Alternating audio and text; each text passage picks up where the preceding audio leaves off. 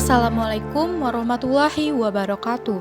Perkenalkan, nama saya Salsabila Nolimalau dengan NIM B118391 dari kelas G Hukum Acara Peradilan Tata Usaha Negara. Pada kesempatan kali ini, saya akan menjelaskan sedikit materi mengenai hukum acara peradilan tata usaha negara.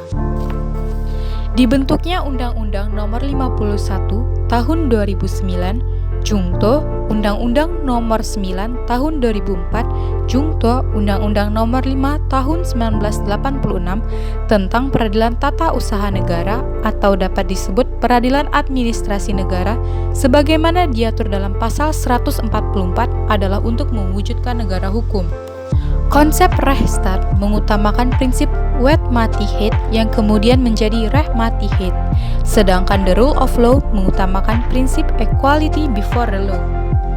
Adanya peradilan tata usaha negara tidak hanya dimaksudkan untuk pengawasan intern terhadap pelaksanaan hukum administrasi negara sesuai dengan asas-asas yang berlaku bagi suatu negara hukum, tetapi diharapkan berfungsi sebagai badan peradilan yang mampu menyeimbangkan kepentingan pemerintah dengan kepentingan masyarakat melalui hukum administrasi negara.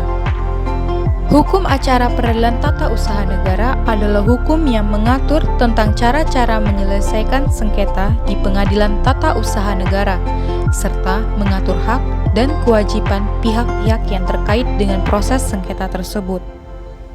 Selanjutnya, Philippus M. Hadjon mengemukakan bahwa ciri khas peradilan tata usaha negara terletak pada asas-asas hukum yang melandasinya, yaitu: pertama, asas praduga rehmatik.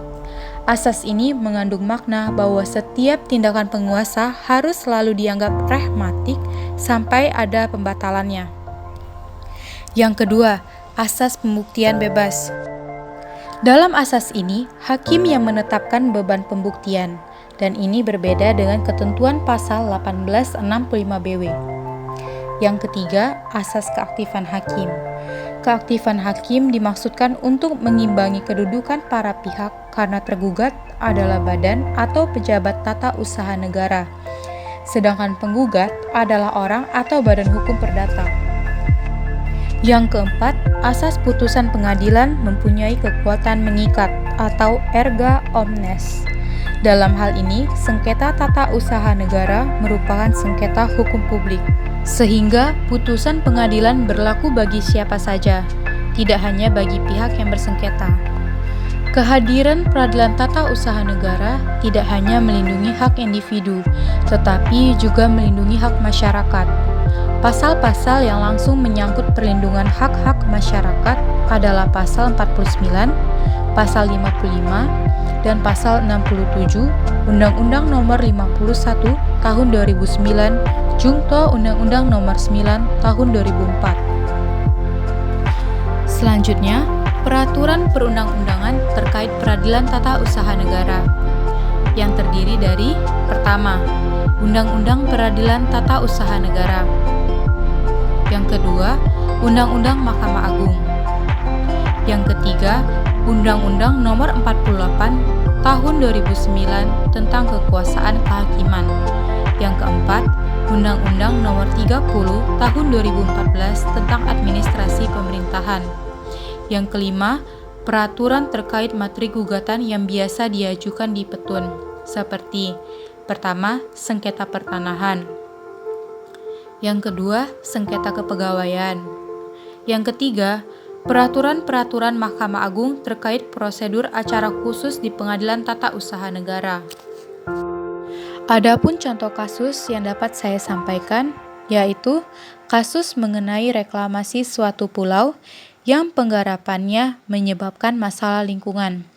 Namun, pengembangan tersebut sudah memiliki sertifikat hak guna bangunan atau HGB. Karena itu, sebuah koalisi bernama Koalisi Selamatkan Teluk Jakarta menggugat penerbitan sertifikat HGB dengan adanya dugaan cacat formil dan material. Namun, gugatan ditolak karena Majelis Hakim Pengadilan Tata Usaha Negara Jakarta menyatakan bahwa penggugat tidak memiliki kepentingan atau kedudukan hukum atau legal standing untuk mengajukan gugatan. Baiklah, itu sekiranya materi yang dapat saya sampaikan.